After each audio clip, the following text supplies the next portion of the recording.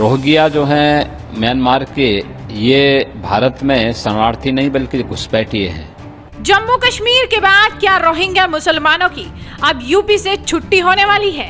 ऐसा इसीलिए क्योंकि जिस तरह से कश्मीर में रोहिंग्या पर एक्शन हुआ, उसके बाद अब योगी सरकार भी बड़ा कदम उठाने वाली है। गृह मंत्री अमित शाह ने तो पहले ही साफ कर दिया था कि घुसपैठियों को देश से बाहर का रास्ता दिखाया जाएगा।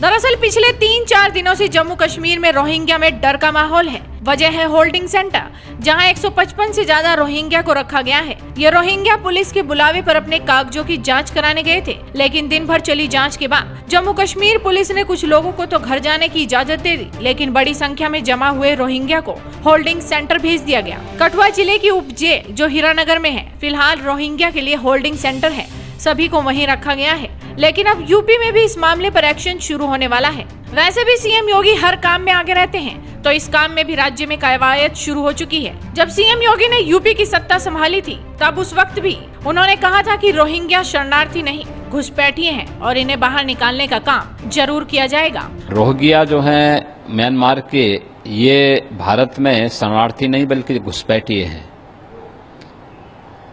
और जो लोगों की सहानुभूति रोहिंग्या के प्रति है, उन लोगों से पूछा जाना चाहिए कि इन लोगों के द्वारा म्यांमार में किस निर्ममता के साथ निर्दोष हिंदुओं की हत्याएं की गई, बौद्धों की हत्याएं की गई।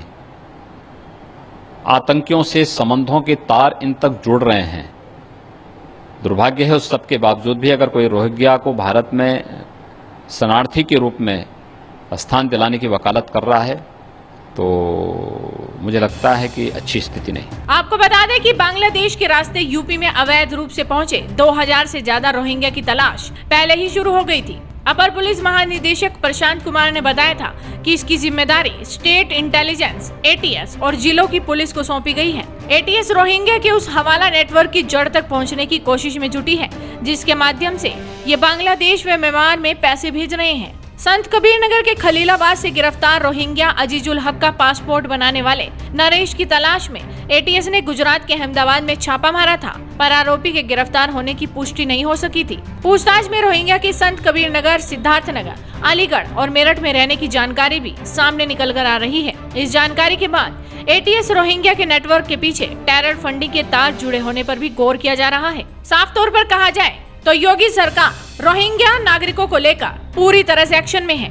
आपको बता दें कि केंद्रीय गृह मंत्रालय की रिपोर्ट के मुताबिक भारत में लगभग 40,000 रोहिंग्या गैर कानूनी तौर पर रह रहे हैं। ज्यादातर रोहिंग्या मुसलमान इस वक्त जम्मू कश्मीर, हैदराबाद, हरियाणा, उत्तर प्रदेश, दिल्ली, NCR और राजस्थान में रहते हैं। मंत्रालय के आंकड़ों के अनुसार इस वक्त UNHCR के पास भारत में रह रहे 14,000 से ज्यादा रोहिंग्या के बारे में जानकारी मौजूद है। हालांकि जो दूसरी सूचनाएं गृह मंत्रालय के पास मौजूद हैं, उनके मुताबिक लगभग 40,000 रोहिंग्या अवैध रूप से भारत में रहते हैं। फिलहाल देखना होगा कि यूपी की योगी सरकार कितनी जल्दी रोहिंग्या नागरिकों पर एक्शन लेती है, उनकी धरपकड़ कर उनके देश भेजने की तैयारी करती है, क्योंकि योगी सरकार जो ठान लेती है वो करके दिखाती है। तो आप भी इस वीडियो को ज्यादा से ज्यादा शेयर कीजिए और आपके अपने चैनल हेडलाइंस इंडिया को सब्सक्राइब कीजिए।